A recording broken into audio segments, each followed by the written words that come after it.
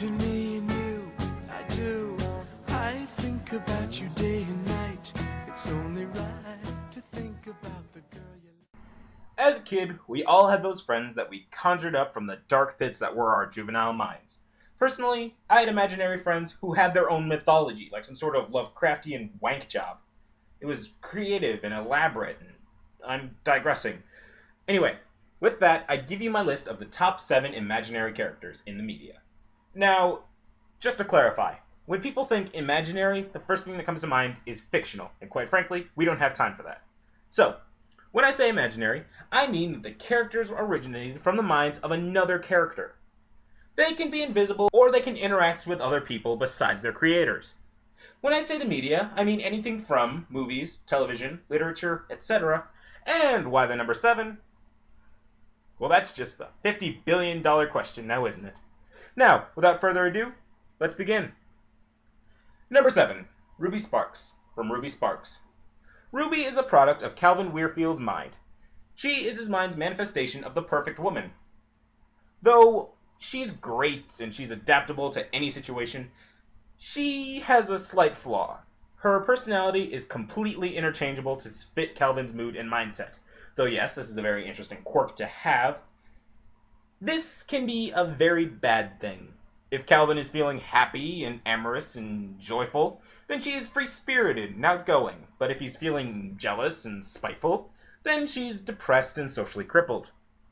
Boy, I wish I had a girl like that. Seriously, what is the deal with you? What? I would just make a woman to have stimulating conversations with. What's wrong with you? Number 6. Harvey, from Harvey. Harvey is a 6 foot, 3.5 inch tall rabbit. An imaginary friend of Elwood P. Dowd, Harvey is a rabbit with the ability to stop time and manipulate space. Boy, is that specific. He is only seen by a select few, thus causing many to think that Elwood is just some lunatic who sees a magical giant rabbit.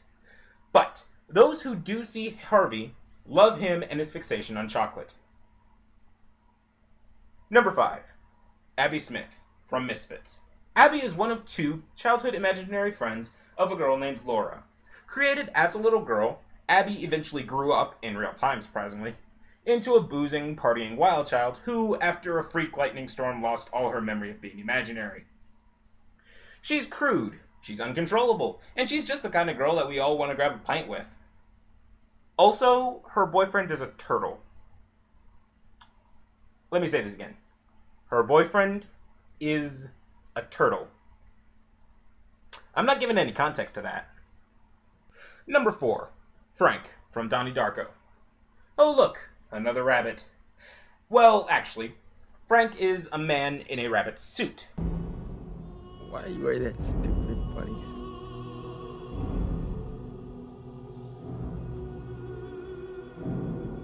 Why are you wearing that stupid man suit?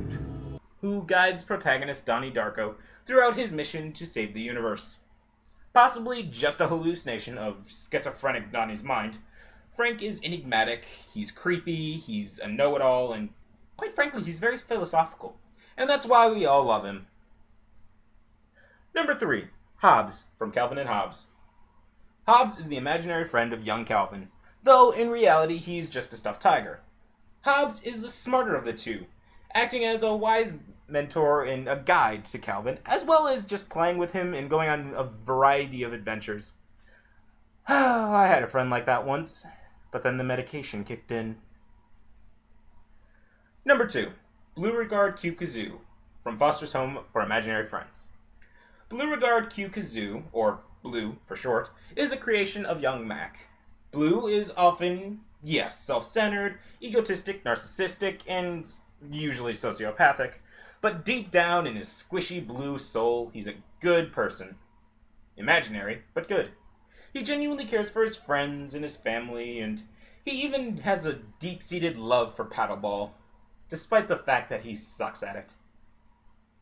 Now, for a few honorable mentions who didn't quite make the list. Imagine me and you, I do. I think about you day. Number 1. Tyler Durden, from Fight Club. The creation of the protagonist's insomnia-riddled mind, Tyler is an anarchistic madman. Though he's often laid back, he is the exact opposite of the protagonist. He's outspoken, he's rambunctious, and he manages fight clubs, plans destruction of corporate art, and he makes soap. He makes soap. The imaginary friend is always a main staple of childhood. It's all totally cool, but remember, it's all fun and games until they tell you to cause trouble. No, no, no, Jiminy! I will not set fire to the children's hospital! I can't see me loving nobody but you for all my life. When you're with me, baby, the skies will be blue for all my life. Me and you and me, no matter how they toss the dice, it had to be.